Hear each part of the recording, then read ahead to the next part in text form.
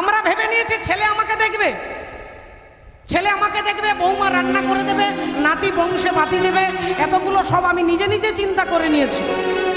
এইবার ছেলে যখন আমাকে দেখছে না, খেতে দিচ্ছে না, এখান থেকে দুঃখ উৎপত্তি হচ্ছে। বাবা ভগবান এটাই কুরুক্ষেত্রের মাঠে দাঁড়িয়ে অর্জুনকে বলছেন, কর্মণ্যে বাধিকারস্তে মা ফলেষু কদাচন। অর্জুন, দুঃখকে যদি জয় করতে চাও তাহলে আগে তোমাকে ফলের আশাটা ত্যাগ করতে হবে। গাছ লাগানোর কর্তব্য, গাছ লাগানোর ধর্ম তোমার, কিন্তু ফলের আশা করবে না যে গাছের ফল হবে আর আমি খাবো। এই যখনই ফলটা পাবে না, ফল হবে না, তখনই দুঃখ হবে। তাই কর্মণ্যে বাধিকারস্তে, সন্তান আছে, সন্তানের ওপরে ডিপেন্ড হবেন না যে সন্তান আমাকে দেখবে, নাতি আমার বংশে বাতি দেবে। এই যখন ছেলে বেঈমানি করবে তখনই আপনাকে দুঃখে, ডিপ্রেশনে ডাক্তারের কাছে ছুটতে হবে। দুঃখ আপনাকে কেউ দিতে পারবে না, আপনার ভাবনাই আপনাকে দুঃখ দিচ্ছে। আমি সখা তো সলিলে ডুবে মরি শ্যামা, দোষ কর নয় গো মা। আমার ধর্ম হলো কদণ্ড স্বরূপ, পুণ্য ক্ষেত্র মাঝে আমি বাঁধিলাম আর সে কূপে বেড়িল কাল রূপ জল, কালো মন রমা মাধুর কর নয় গো। হরি বল, হরে কৃষ্ণ, জয় রাধে। শ্রদ্ধেয় বাবা ঠাকুর, এই কমিটির দাদারা অনেক পরিশ্রমে, অনেক তীব্র লালসায়, অক্লান্ত পরিশ্রম করে এই ভুবন মঙ্গল মহাযজ্ঞানুষ্ঠানকে আপনাদের সাধুগুরু ভক্তের আশীর্বাদে প্রতিষ্ঠা করে রেখেছেন। সেই দাদা ভাইয়েরা এই হরিনামের জন্য, ভগবানের সেবার জন্য, মহাপ্রভুর সেবার জন্য আপনাদের কাছে ভিক্ষার আঁচল নিয়ে দাঁড়াবেন। যদিও তারা ব্যক্তিগতভাবে কেউই ভিখারি নন, কিন্তু ভগবানের জন্য আজকে আপনাদের পদপ্রান্তে দাঁড়িয়ে সেবার জন্য ভিক্ষা চাইবে। আপনারা আশীর্বাদ স্বরূপ আপনাদের যতটুকু সম্ভব সেইটুকু অর্থ দিয়ে পরমার্থ সেবা এবং আশীর্বাদ করবেন, যেন এই যজ্ঞানুষ্ঠান জন্ম জন্মান্তর ধরে অনুষ্ঠিত হয়। একবার সবাই মিলে বলবো, নিতাই গৌর প্রেমানন্দে হরি হরি বল। জয় রাধে, জয় রাধে। তাই আসুন, আজকে দেখুন ঘটনা কি ঘটলো। তাই বর্বরিক বলছে, তুমি যে অহংকার করছো, তুমি নিমিত্ত হয়ে সেই অহংকার করছো বলেই আমার হাসি পাচ্ছিল। এ কথা যেই বলেছে, ভীম আর অর্জুনের লজ্জায় মাথাটা নিচু হয়ে গেছে। রাধে রাধে। তাই বাবা ঠাকুর, ভগবান সব সইতে পারে, অহংকার সইতে পারেন না। তাই আজকে সেই মণিপুরের রাজা বব্রুবাহন আর তার স্ত্রীর নাম হচ্ছে মঞ্জুরি দেবী, তারা দিবারাত্রি হরি ভজন করে, দিনরাত্রি ভগবানের ভজন করে, ভগবানের নাম কীর্তন করে। একবার চিৎকার করে সবাই মিলে বলবো, বলো রাধা রানী কি, বলো রাধা রানী কি, বলো রাধা রানী কি। सुनी है गोकुल नगरिया, सुनी है गोकुल नगरिया, ओ आजा आजा सवरिया। सुनी है गोकुल नगरिया, सुनी है गोकुल नगरिया, ओ आजा आजा सवरिया।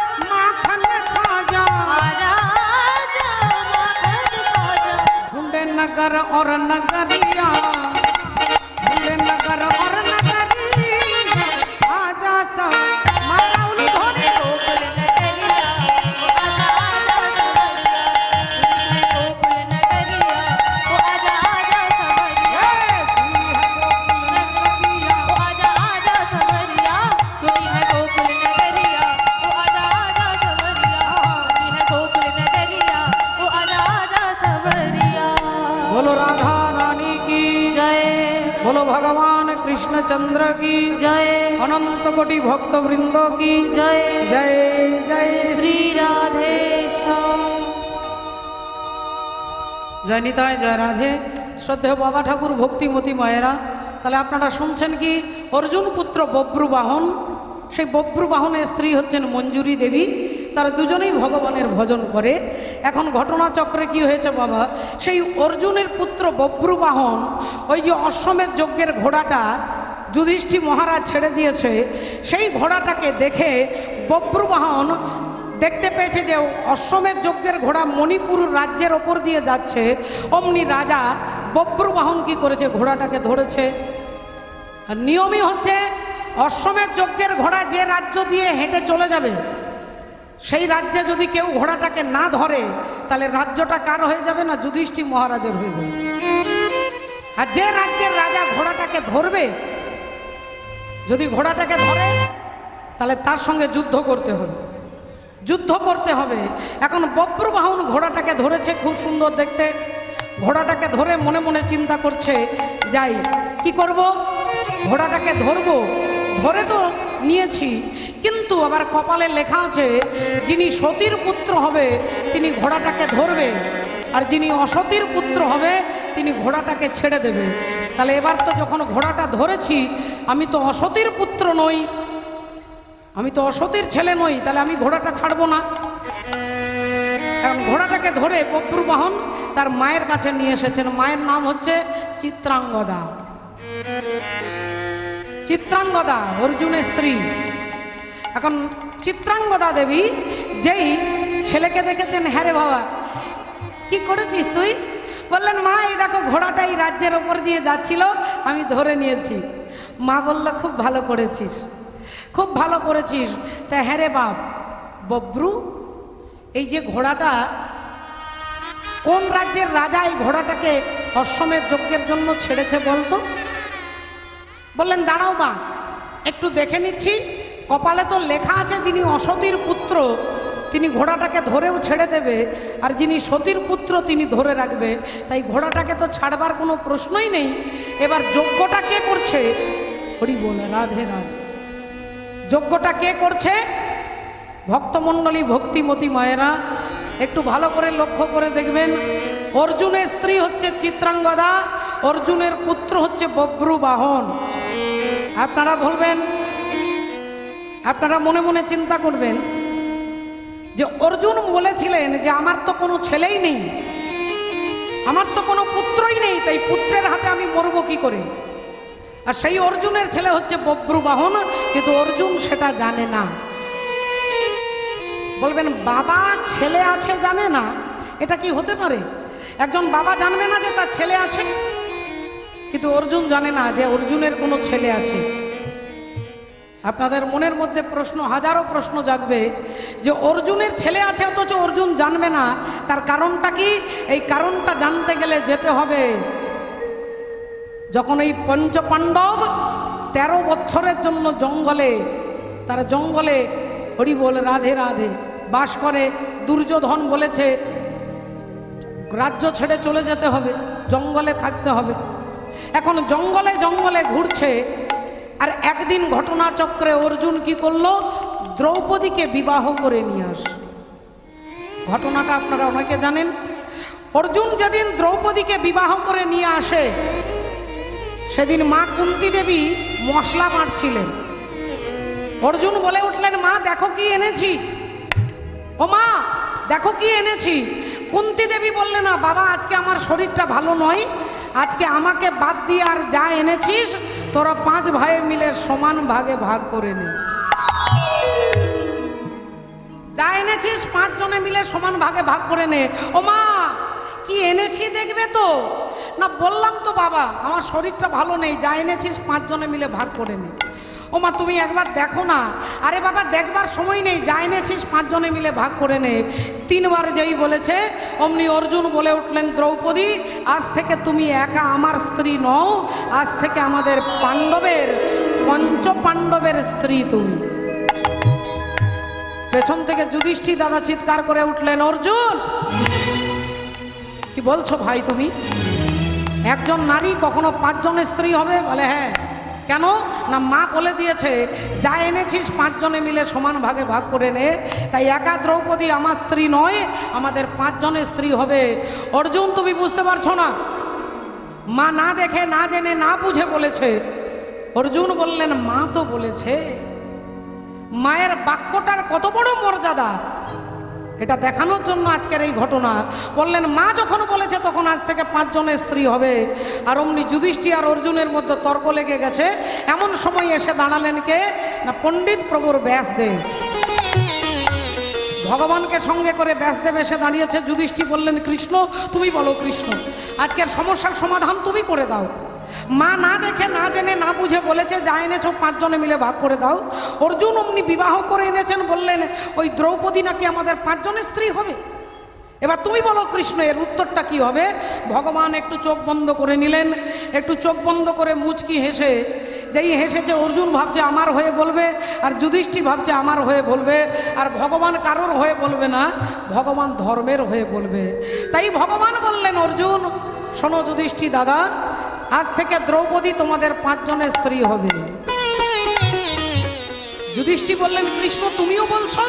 ভগবান বললেন আমি বলছি না, মা বলছে। যেখানে মায়ের কলম চলে গেছে সেখানে ভগবানেরও কলম চলবে না বাবু, সেখানে ভগবানের কলম চলবে না। এই তোমার মা সতী নারী, 5 সতীর মধ্যে একজন সতী হচ্ছে কুন্তী। আর ওই সতী নারী যখন বলে দিয়েছে সেখানে আমি ভগবান হলেও কিছু করতে পারবো না। রাধে রাধে। ও যে বিন্দু রূপে ছিলে তুমি পিতারো মস্তকে, পিতারো মস্তকে, আর কামাবেশে প্রবেশ করেছো এই মাতৃ জঠরেতে, মাতৃ জঠরেতে, সেথায় রজে আর বীর্যে মিশে একটা শ্যাওলাকারে নিরাকারে আকার ধরেছো। আর সেই না দেশের কথা রে মন ভুলে গিয়েছো। হরি বল হরি বল, জয় রাধে। এখানে বাউল সম্রাট কার্তিক কাকু আছেন এখানে, এখন পর্যন্ত আমার সঙ্গে দেখা হয়েছে।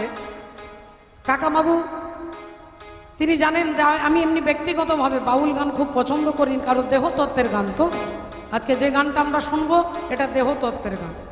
আমি আগে ছিলাম আমার বাবার কাছে, পরে এসেছি মায়ের কাছে।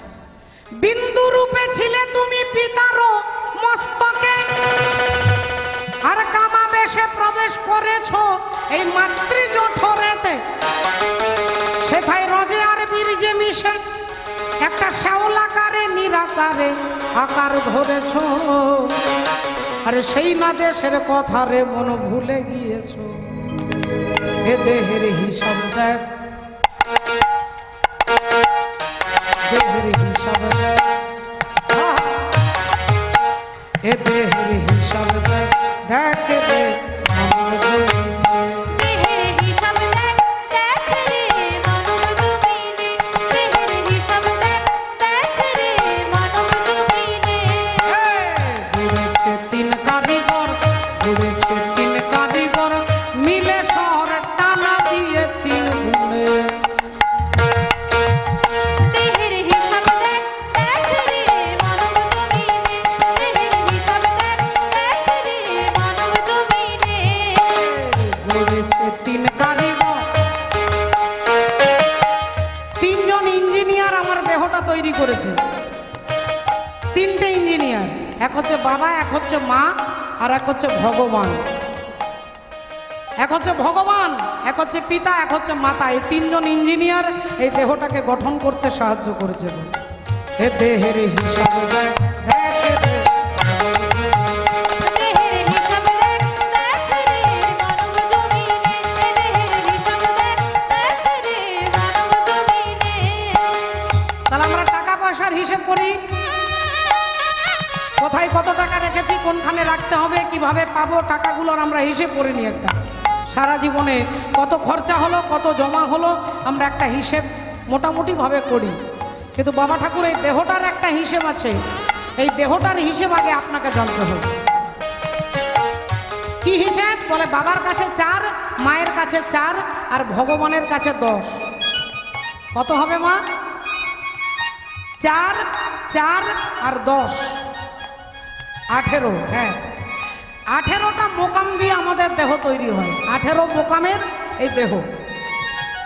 চূড়া মধ্যে চূড়ামণি ব্রহ্ম পাশে স্থিতি, পাট মধ্যে মহাবিষ্ণু করেন বসতি, চক্ষুতে শ্রী কালাচাঁদ করিতেছে ধ্যান, নাসিকাতে নিত্যানন্দ করে মধুপান, কর্ণেতে চৈতন্য গোসাই হয়ে সাবধান, মুখেতে ভদ্রাক্ষ বসি 32 যোগান, জিহ্বাতে নারদ মুনি বাজায় কোন্দল, জিহ্বা নিচে বসে নদী গয়া গঙ্গা জল, আল জিহ্বায় সরস্বতী, বামেতে শ্রীদাম, কণ্ঠেতে শ্রী কানাই, বাহুতে বলরাম, হস্তেতে শ্রী গোবিন্দ দান অধিপতি, সপ্তদ্বীপে জগন্নাথ করেন বসতি, নাভিমূলে ব্রহ্মা সদা করিতেছে লীলা, লিঙ্গে মহাদেব বসি লয়ে চন্দ্রকলা, গুহ্যদ্বারে বসিয়াছে নাড়ুয়া গোপাল, কামিনীর সঙ্গে কেলি বড়ই রসাল, হাঁটুতে শক্তির স্থিতি বসুমতী পায়, 18 মোকাম তত্ত্ব শুনো সমুদায়। এই সব তত্ত্ব কথা যেই জন জানে, নরলোকে তুচ্ছ তারে দেবলোকে।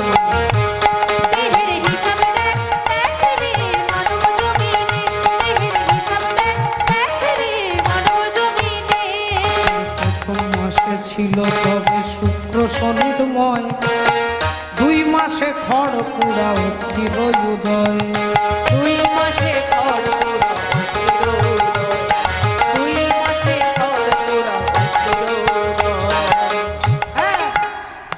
আবার 3-তে তৃতীয় মস্তক জন্মায়, 4 মাসে তৈরি হল হস্তপদ প্রায়।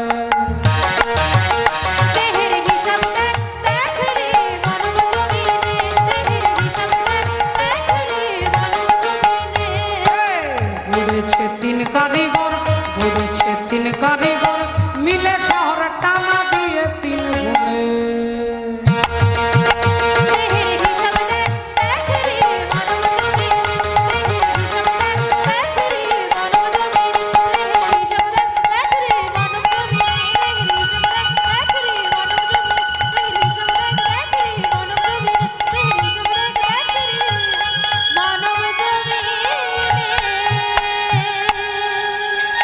তত্ত্বদর্শী মহাজন বাবা ঠাকুর কি বলছে একটু লক্ষ্য করে দেখুন। আজকে অর্জুন তার দ্রৌপদীকে পঞ্চপতি ভাগ করে দিল, যার থেকে তুমি একা আমার নও, আমাদের 5 জন স্ত্রী। তাহলে কি করে থাকবে? একজন নারী 5 জন স্ত্রী হবে। সেই 5 জন কে কে? না পঞ্চভৌতিক এই দেহ, ক্ষিতি অব তেজ মরুদ বোম, এই পঞ্চভূতের এই শরীর, এই 5টা স্বামী হচ্ছে দ্রৌপদীর। মনে রাখবেন মা, এই দেহটার সঙ্গে আগে আপনাকে কম্পেয়ার করে দেখতে হবে। এটা পঞ্চভূতের শরীর। ক্ষিতি অব তেজ মরুদ বোম, এটা হচ্ছে পঞ্চ পাণ্ডব। তাই দ্রৌপদী 5 জনের স্ত্রী হবে। কিভাবে থাকবে? তাহলে 1 বছর 1 জনের ঘরে থাকবে। যুধিষ্ঠির কাছে 1 বছর, ভীমের কাছে 1 বছর, অর্জুনের কাছে, এভাবে ভাগ করে নিলেন। ভাগ করে দিলেন ব্যাসদেব। আর যে সময় দ্রৌপদী যে পতির সঙ্গে থাকবে সেই ঘরে কেউ প্রবেশ করবে না। যদি কেউ প্রবেশ করে তাকে 1 বছরের জন্য বনবাসে আবার জঙ্গলে চলে যেতে হবে। সবাইকে ফেলে একা একা থাকতে হবে।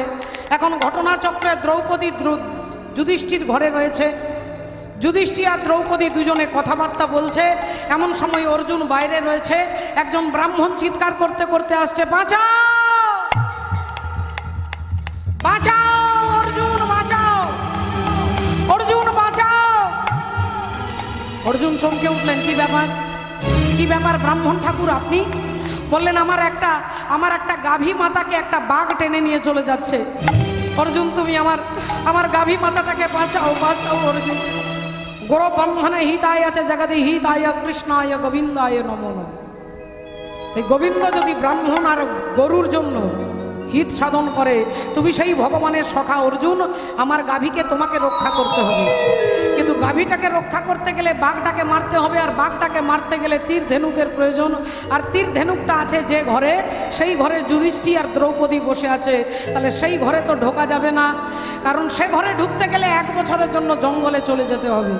কিন্তু ব্রাহ্মণ কান্নাকাটি করছে, আমার গাভীকে বাঁচাতে হবে। এখন অর্জুন ধর্ম রক্ষা করবে, ক্ষত্রিয়ের ধর্ম রক্ষা করবে, না সংসারের ধর্ম রক্ষা করবে?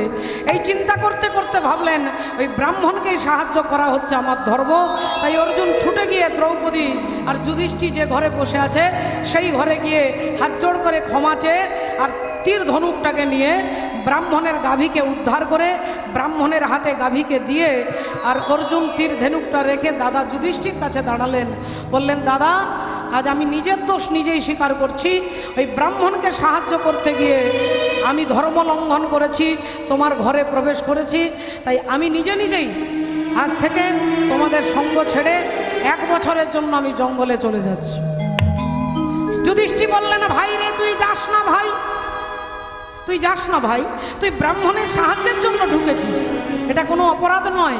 বললেন, না দাদা, পণ্ডিত ব্যাসদেব যখন ভাস দিয়েছে যে ঘরে স্বামী স্ত্রী থাকবে সেই ঘরে ঢুকলে তাকে 1 বছরের জন্য বনবাস করতে হবে, তাই আমি সেই কথা লঙ্ঘন করতে পারবো না, দাদা আমি চললাম। প্রণাম করে অর্জুন চলে যাচ্ছেন। বাবু দেখুন কত বড় ধর্ম রক্ষাকারী। অর্জুন চলে গেলেন 1 বছরের জন্য। দেখতে দেখতে 1 মাস 2 মাস পেরিয়ে গেল।